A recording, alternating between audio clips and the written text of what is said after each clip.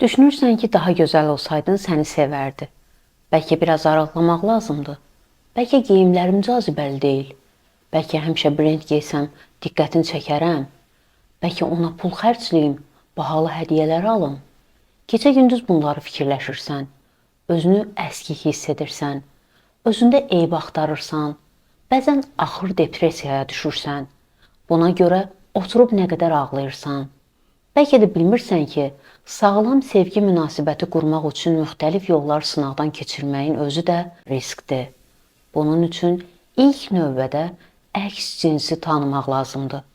Bunun üçün sevdiyin insanın psixologiyasına bələd olmalısan və bunun üçün fərdlər arası münasibətləri bilməlisən.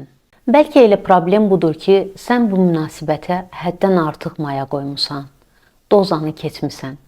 Bəlkə elə etmək lazımdır ki, qarşı tərəf də biraz çaba göstərsin, o da maya qoysun.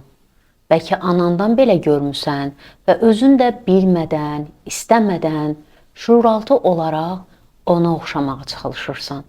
Bəlkə əsl problem budur ki, özünü yetərincə sevmirsən, özünə yetərincə dəyər vermirsən.